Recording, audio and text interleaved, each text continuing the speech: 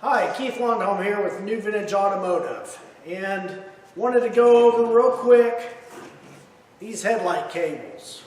So if you're not familiar with an Opel GT, the headlights turn over mechanically with a lever that's inside the car, and it works off of this cable system. And these are usually bound up, or like this one I'm going to show up close. The casing is cracked, and they just are dirty and ugly. These actually have, and this one's bound up. I haven't lubed it or anything, tried to free it up.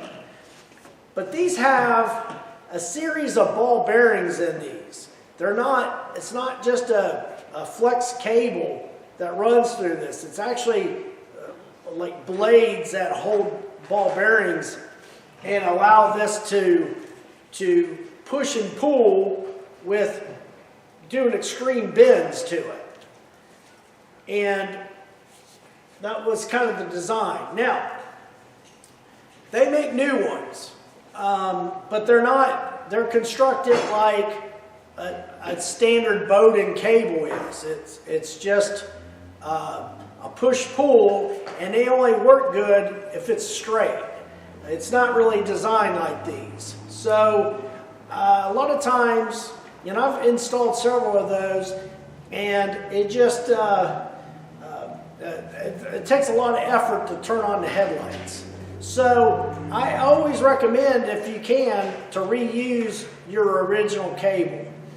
And I've actually kind of figured out a way to, I won't say rebuild this cable, but I'll say recondition it. And that's what I'm going to go over with today. So we're going to come up close and get a better look. So here's the standard cable end, and these are the swivel bearings that mount the cable. Now you'll take these off. I'm not going to in this video. I've actually got some other pieces to speed it up. But you have that threaded portion, and it goes into this sleeve, and you can kind of see the crimp in that sleeve, that round crimp. And then it goes to this casing, and you can see that casing is broken there. Let's see, it's cracked here. It's in pretty poor shape. And I typically take a razor blade to this, but a lot of times it gets brittle, and you can just break it off. So typically what we would do is we would either strip this all the way off or just leave it. And with these off, I could heat shrink this whole cable. And it looked good. It wasn't perfect. Your heat shrink's going to be over this sleeve. But it works the same, and it cleaned it up and made it look nice in the engine bay. So actually, by accident, one day I had one of my employees. I said, "Hey, strip this off and get it ready so we can shrink sleeve it." Well, he had these sleeves off. I mean, that was completely apart, and I'm like, "Whoa! Like, why'd you go so far with it?" But then I got to looking, and that's kind of how it was constructed. I'm like, well, wait a minute. Maybe next time we'll take off these sleeves. And I kind of tested the theory, and it works. So what you got to do is, with the cutoff wheel and your safety glasses, we're going to cut just above this crimp. We don't care if it's a little shorter, you know, we're talking about millimeters shorter. So I'm going to kind of do a speed up just to show. And you don't have to hit it much. It'll cut right through it. It's pretty thin tubing. Okay. And then we're going to, you know, you're just going to go around it. Then when you're done, you should be past this crimp, and this sleeve should like rotate. And you can see, I'll do it slowly here. You can see that sleeve is rotating already. Okay, so there is some casing under this, and it will make it tight. But when you have all this off, you can take this sleeve and you can pull it up. And it'll only go down so far, and there's a notch. I'm trying to get this in camera. There's a notch right here. That is what protrudes out. That gives you a spot for a wrench when you need to tighten this down. So as long as you come back to here, you're good. So fast forward to our stripped cable. Okay, the cable is stripped. All I did was take a razor blade and run down this to totally strip this cable. So now it's on its wire casing, and then I'm going to show you another part. We're not going to do it here. I've already kind of wire brushed these and cleaned them, but I'll come up here. So on these ends, with the sleeve off, you can see these parts protruding out. And on one side, all they are is little fingers that catch into those slotted holes. And on this side, you'll have 3. 1, 2, 3. And on this other side, you have let's see, I'm sorry. You have a little longer of a slot, and you got 2 teeth. I'll call them little teeth. And they bite into that. And that's what holds them sliders in place. Now you don't want to pull these out, but you can take a screwdriver and real lightly pull this out, and then pull this other one out, and then this threaded sleeve here, that whole thing will pull straight out. And if you don't mess with anything else, you know, you can actually have these plated along with the sleeves. So you've got that, and you can kind of see I'm extreme close up here. There we go. But I got my cable good and free. And like I said, these, you know, sometimes you just move this cable and these fingers will tighten up. But all that matters is once you get that sleeve back over, it's going to cover it up. Okay? And same on this side. And you can see I didn't pry on this side. But I did take that one off because I thought, well, I could go further, you know. So, with that being said, let's wrap this. And what are we going to use? I used just standard shrink sleeve. Now this is 1/2 inch, and it comes on a roll, 100 foot. It's pretty cheap on eBay. And I'm going to go a little longer than length to length. Or I'll go thread. I'm going to go thread to thread and cut this piece off.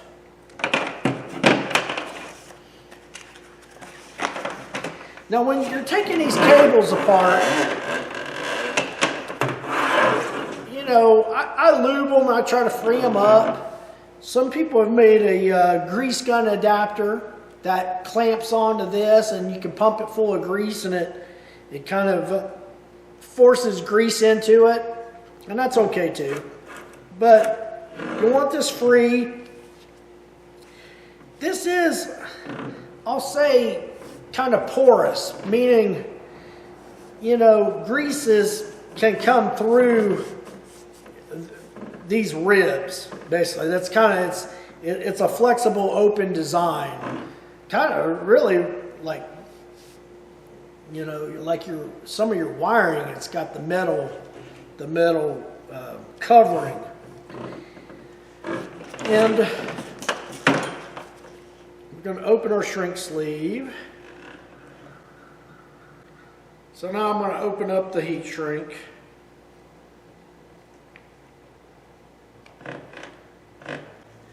Just get one end started in it. The good thing is this is not so flexible like wire where it's hard to get into that sleeve.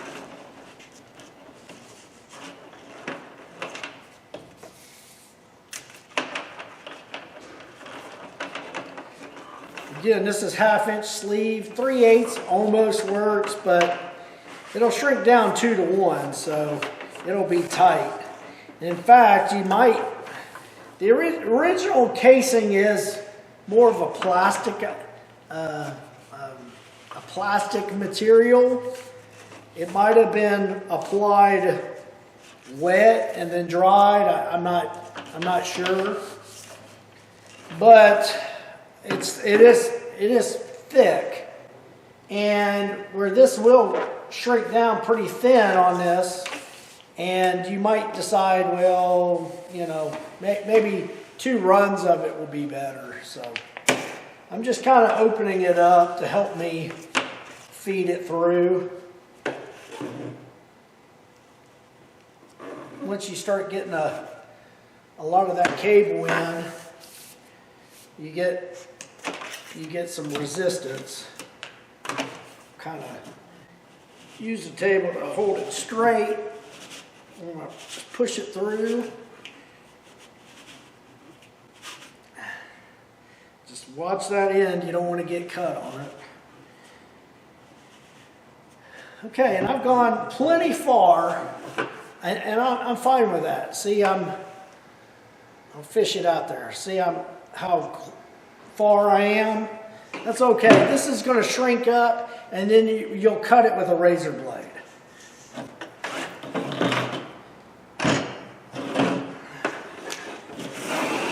So I'm at high setting.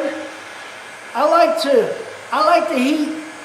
heat shrink against the table so it basically flows around it, and I don't have to go at so many different angles with my heat gun.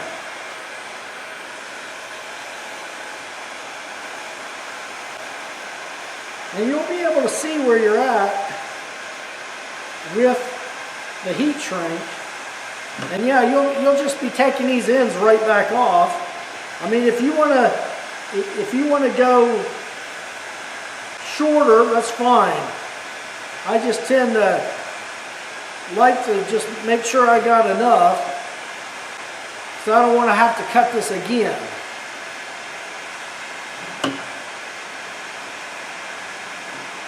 So I'm going to get this heat shrunk, and then we'll go to the sleeves. Or, well, we'll trim it up and then we'll go to the sleeves. All right. Now I'm going to go, just need to the casing. I'm going to cut it around. Just watch that cable. That end is sharp. Okay, what I'm doing is I'm peeling off the end, leaving most of it there. Push over any of that cable. I'll do the same on this end. Just go into the marked end of the casing.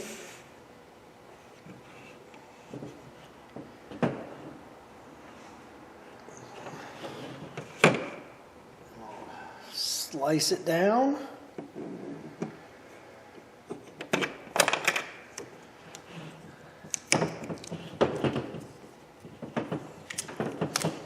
Okay.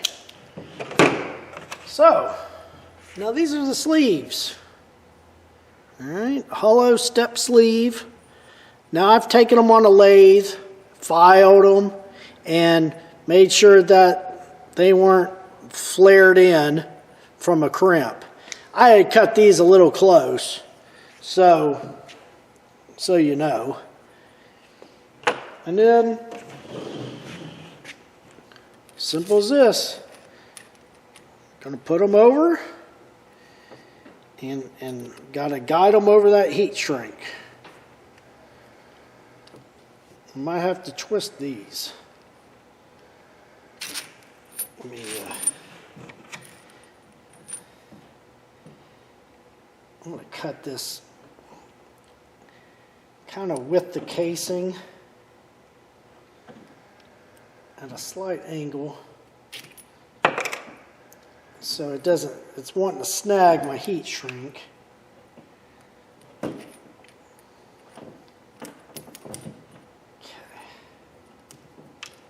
Let's see if that'll do it now.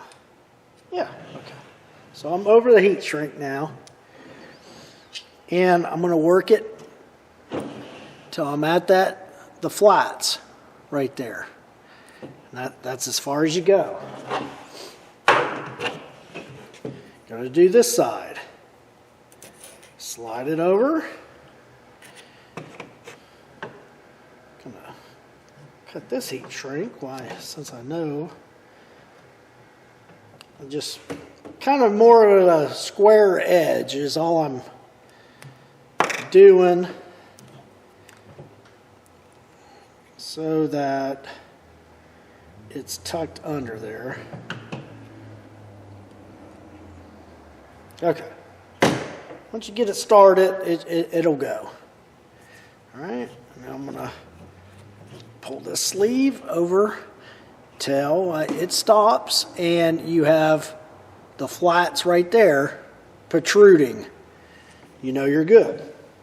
Right. So, I mean, right now, the cable it's fresh looking.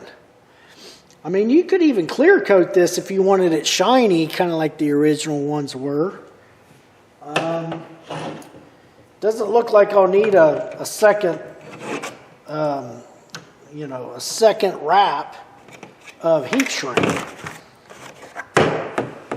But we got to recrimp these. Now, as long as you got a way to crimp it, that's fine. I bought this tool. It's a hydraulic battery terminal crimper. And it comes with all kinds of dies. Now they're a hexagon pattern.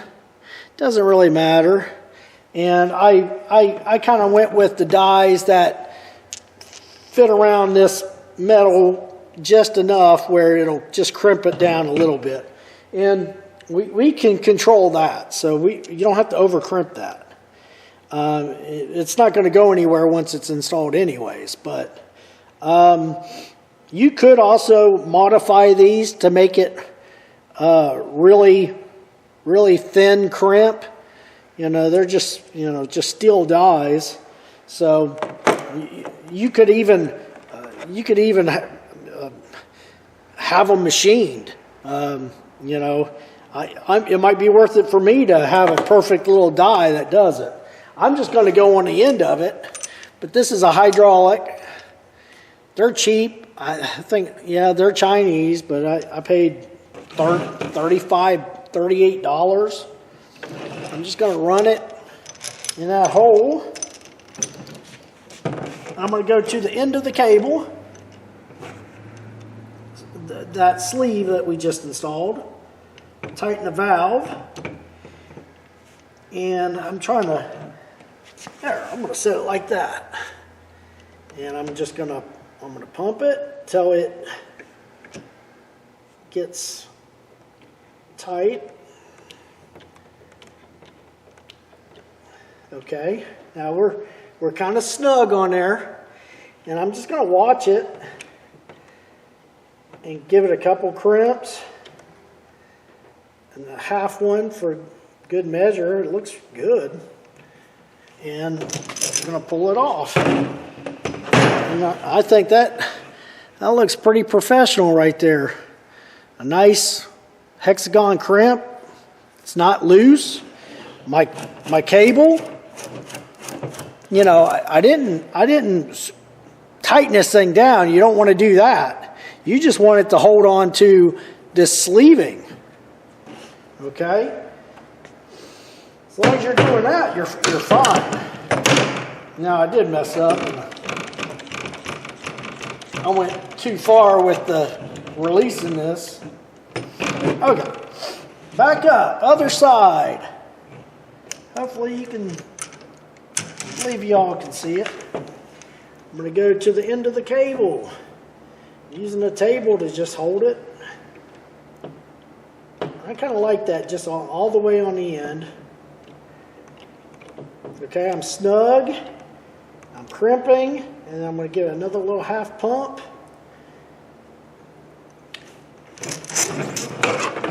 That's all it takes. Make sure I'm still free. Okay. Probably went a little more with this one than this one. Well, no, it's about the same. Okay. So now I have my completed cable. I'll just put on my plated hardware, the two nuts and the eyelet bearing. Okay, well, I think we got a nice product here. All those crimps. Ran out of space on that last clip, so it might have been cut off. But I want to show just kind of a full deal on it. Kind of see the finish. That's where we crimped. I think that passes the smell test. And again, this ain't I don't know that there's a way to fully rebuild one of these cables. It's a nightmare of many ball bearings in this thing and slides. So I don't know if you know, this is about as far as you're going to go. And but like I said, nothing beats these original cables I found, unless you can find an NOS one, and I've only had one, and everybody knows what car that went on. But you know, and then you can, you know, lube that up, and it's ready to install. So I hope you enjoyed this video. Nothing's really been said about these cables and much, so I wanted to kind of do something on that. Thanks for watching.